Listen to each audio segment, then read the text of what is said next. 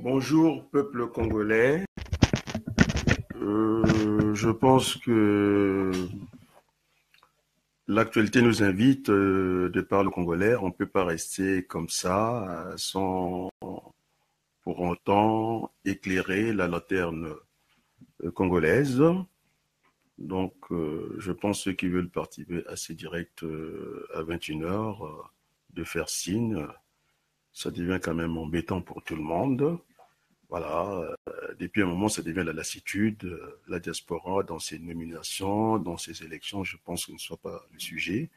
Effectivement, c'est une photographe pour le gâteau d'anniversaire de la fille à Denis Sassou Nguesso. Moi, je suis un politique. Nous avons mangé dans les plus beaux restaurants à Paris, mais à aucun moment nous avons montré ce genre d'image au peuple. Donc, il y a toute une éducation à faire au Congo, en commençant par le sommet. C'est insupportable. Dans un pays où il y a juste un maigre repas, vous avez des gens qui vous étalent le gâteau d'anniversaire de la fille à Denis Sassou Nguesso. Et donc, c'est ça qu'il s'agira. J'ai vraiment envie d'entretenir les Congolais par rapport à ça. Il y a un sujet, il faudrait que ceux qui se disent opposants, moi je ne suis pas un opposant, je suis un démocrate, donc j'essaie d'équilibrer un peu les choses, c'est de venir défendre le fameux projet de la conférence internationale. Vous avez Jean-Noël, je l'ai envoyé en tout cas, en empilation, tout ce que doit être discuté à la place du monde. Vous avez le ministre Maleka, vous avez, comment ce qu'on l'appelle, notre ami Modeste Boukadia, en tout cas, vous avez presque un pléthore des cadres de la diaspora. J'allais oublier Sissoko Massamba, qui m'a semblé indiquer qu'il était parmi les gens qui ont pris, en tout cas, qui ont mis au centre cette idée de la conférence internationale. C'est un grand monsieur, il ne débat pas, c'est des arrangements arrière-cuisine. Après, c'est des coups de fil que je reçois.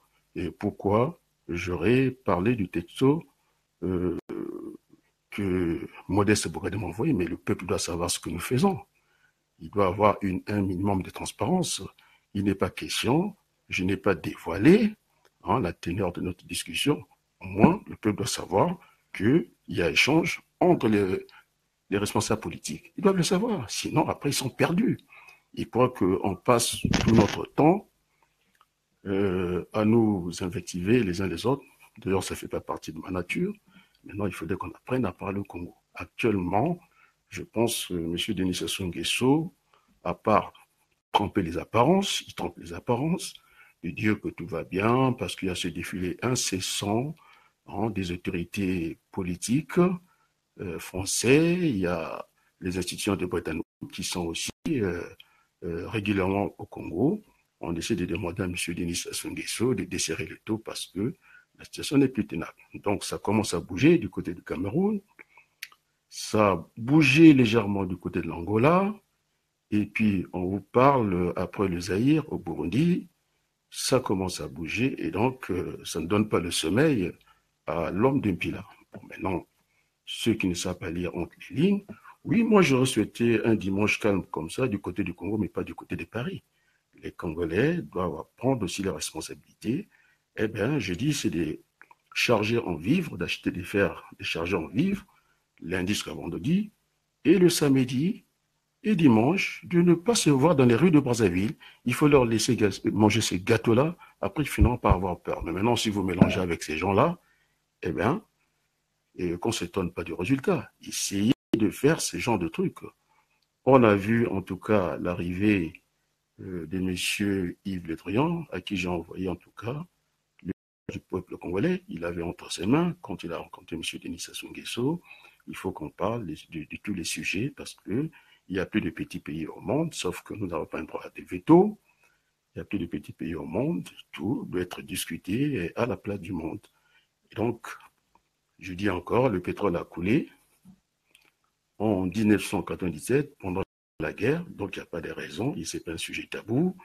Nous avons aussi le bilan défensif à faire parce que dans la liste des carrés des 10 pays qui s'en tirent un peu sur la situation économique et sociale, on vous parle, en tout cas, la première nation semble être le Nigeria. Voilà, j'ai tenté de chercher. Je voulais fixer, j'avais une fixation sur l'Afrique blanche. C'est le Nigeria, suivi de l'Afrique du Sud, de l'Égypte, et puis, comment on appelle ça, l'Algérie.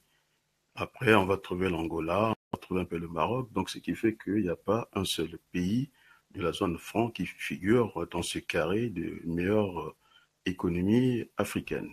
Et donc, c'est un sujet qu'il faut mettre sur la table. Monsieur euh, Macron, Emmanuel Macron, qui nous renvoie à l'Union africaine, très bien. Donc, ce sont des sujets, ça, c'est pas dans une relation multilatérale qu'il faudra en discuter. Et puisque nous avons des relations très longues, séculaires avec la France, eh bien, ce sont des sujets que nous devons mettre sur la table, faire le bilan du franc CFA. Est-ce qu'on va toujours caracoler, puisqu'on dit que c'est la meilleure monnaie, elle était stable. J'en discutais avec le directeur, un des professeurs du directeur de la Banque de France, qui me disait qu'on avait une monnaie stable. Résultat de course, sont par dernier. Donc ce sont des sujets à mettre sur la table. Le pétrole, la monnaie et tout ça, et puis l'avenir des deux pays. Maintenant, si on n'est pas capable de faire ça dans la diaspora, on passe notre temps à faire des nominations, des élections pendant un an. Je pense que ça devient lassant pour tout le monde. Et donc, je vais essayer de regarder, oui, finalement, la CDI passe merveilleusement.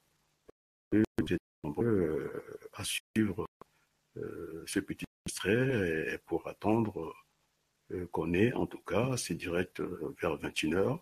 Et donc, cela ne doit pas continuer comme ça. Bon, c'est vrai que on commence à me faire la cour partout, du côté des mouvements républicains pour la libération du Congo, de deux côtés, rive droite et rive gauche, sans compter les autres. Moi, je pense que c'est pas, je ne pense que je n'ai pas un goût solitaire du pouvoir.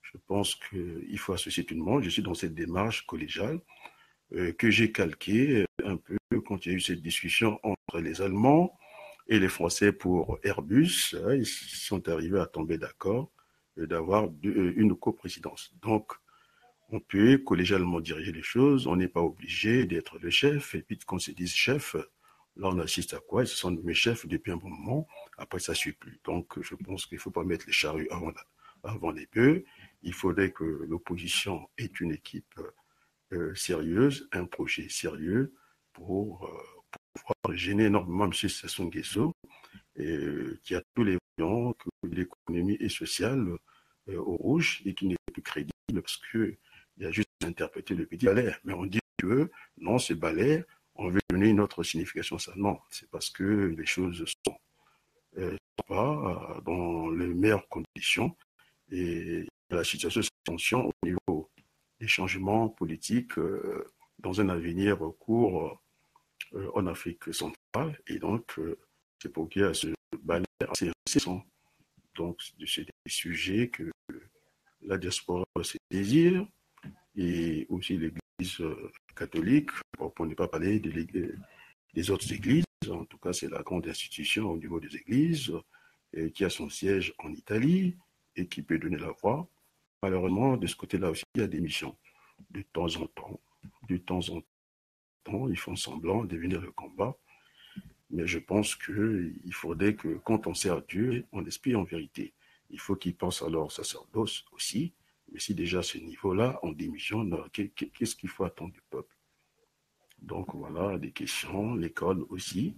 Hein, lorsque on veut détruire une nation, on détruit l'école, c'est ce qui se passe au Congo. Et puis nous autres qui avons eu, on va dire, le privilège, sinon la chance, de s'expatrier, de venir apprendre aussi dans les pays des autres, nous sommes bloqués, hein, nous ne pouvons pas rentrer au pays. Et lorsque Adrien Abaloukou parle de la conférence nationale sous l'égide de la communauté internationale, ça ne veut pas dire que forcément M. Abaloukou sera sur place à Brazzaville. Si la sécurité, en tout cas, n'est pas au rendez-vous, je ne verrai pas aller faire cette conférence nationale à Brazzaville. Bon, maintenant, s'il y a une majorité qui se dégage, ce qu'on appelle l'intérêt général, eh bien, les autres, ils iront. Et moi, je pense que c'est mieux de dépayser cette conférence nationale, la faire à l'étranger, de façon qu'on discute calmement. bon, je ne sais pas s'il faudrait que j'engage ces débats-là. Je commence à perdre l'habitude. Bon, alors sur ce, on va se retrouver dans un court instant. Si les sujets vous intéressent sont de cet ordre-là, eh bien, à très bientôt. Merci. Au revoir.